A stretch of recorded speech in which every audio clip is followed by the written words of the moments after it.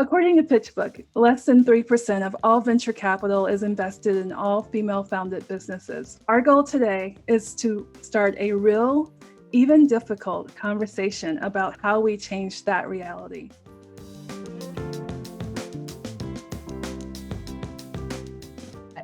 Personally, in my journey, it has been challenging to find and access capital. I would say also resource management. Number one for me, I'm a mommy of 4. One of the practices that I'm really working on, and it's not easy, is this idea of asking the question who, not how, right? So who is out there? Somebody's already solved this problem. Who is that person, and how am I going to get that person to help me solve the problem? How is just a barrier so often. One of the wonderful things about Cincinnati is that we do have P&G and Kroger and some other really great big companies here, but we also have a lot of SMBs. We've always known our platform is best in a large global enterprise, but most of who we sold to in the early days was people who didn't have procurement. I think that one of the biggest challenges with engaging with customers or engaging with larger organizations like a Kroger or a P&G, depending on what department you're working with, they're not always so empowered to work with the startup.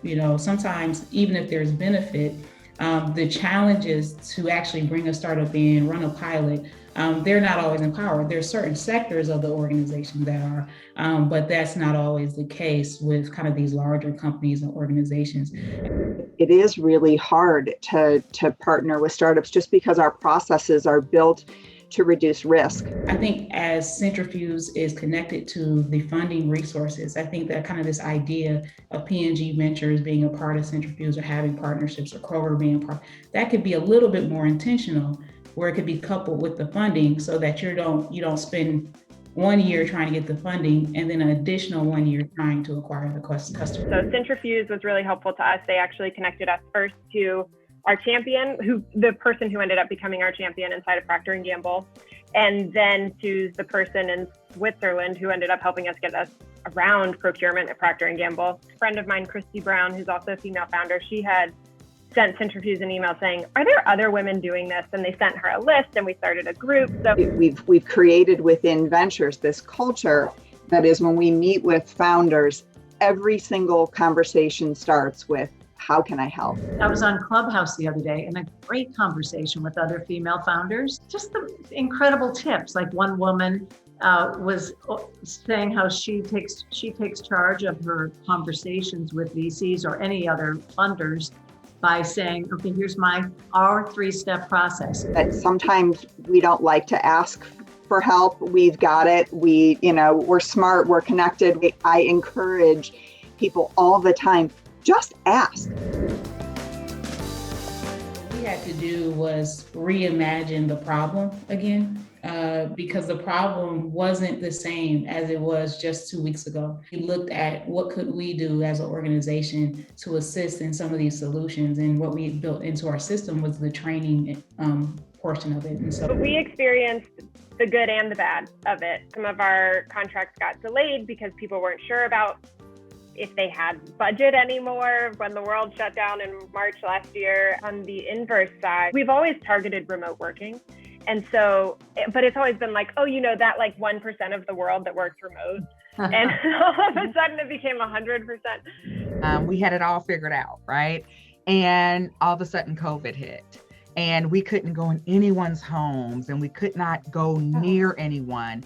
And it just completely flatlined everything. The economy has just shifted. Like the money is not gone. There is so much money out there. Like, if you look at what's happening with SPACs in San Francisco, it's like, how are there hundreds of millions of dollars just available right now? And how do I get some? Having the ability to control your emotions, or I say you got to take control of your emotions as a founder, because it is a roller coaster. It's ups, it's downs, and it can't cause you not to stay steady the course. So plus, it wasn't really COVID that caused us to shift or pivot. It was actually Black Lives Matter. And what happened for us was my co-founder and I really had to look at our company and say, what does this mean for our company? And what do we do in this crisis, in the face of this crisis? Our clients were making public commitments to using more Black businesses, which was awesome. And we realized that we were in a really great position to help with that. So, like, there are actually new opportunities created through this. It's hard, you have to shift, but startups can, we're agile. I couldn't travel anymore, which certainly caused me to have to think about different ways that I would get work done. The epiphany that I had was the incredible access that all entrepreneurs, and especially female entrepreneurs, had in being able to pitch like this and not having to travel, and the efficiency that drives. And efficiency is important for everybody, but it's particularly important when you wear a lot of different hats. this year, it's just been fantastic because we do cocktails and conversation, which of course don't involve any cocktails, but do have a lot of conversation. And you just get to know people in a way that it never would have been possible before. So that's my daughter also moved in. She hadn't lived with us for probably 8 years. So we had that really great time with her for about 9 months. I would have to go sit down with someone face to face in a meeting. I could get maybe 2-3 meetings in a day. But now everything kind of transferring to video calls, I mean, it just made it easier to fit more in a day. The silver linings, one of the biggest ones is about access. CES or EY's Strategic Growth Forum, and I could keep going on and on. They were open to everybody. You could listen to other founders pitch. You could practice pitching with other founders, all from your bedroom or your basement or whatever.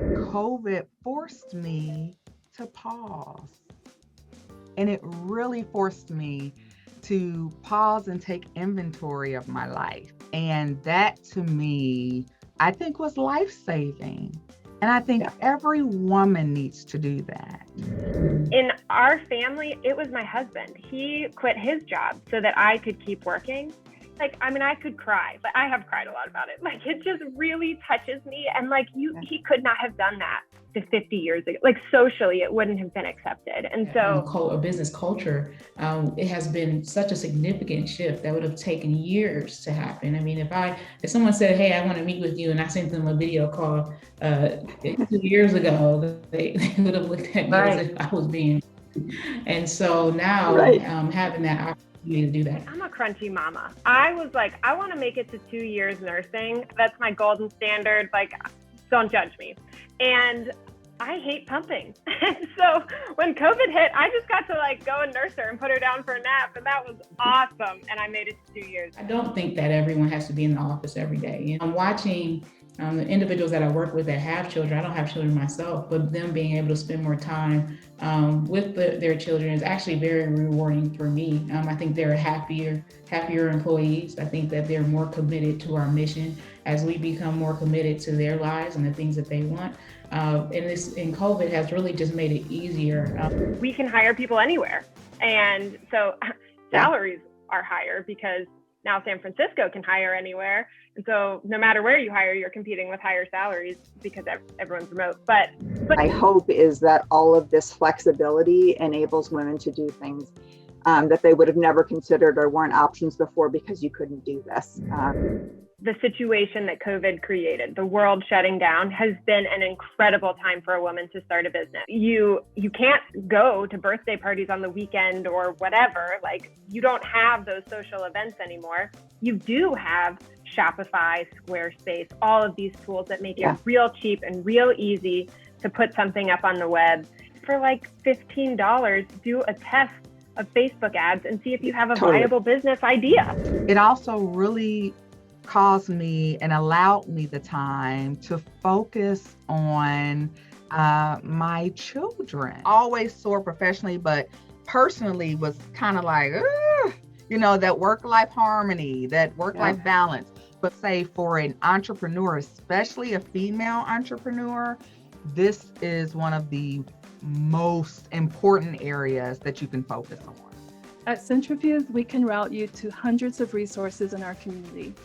For $150 a year, a Cintrifuse membership will give you up to $20,000 worth of services, vendor discounts, and more. Point being, we will do everything we can to empower you to pursue your big idea.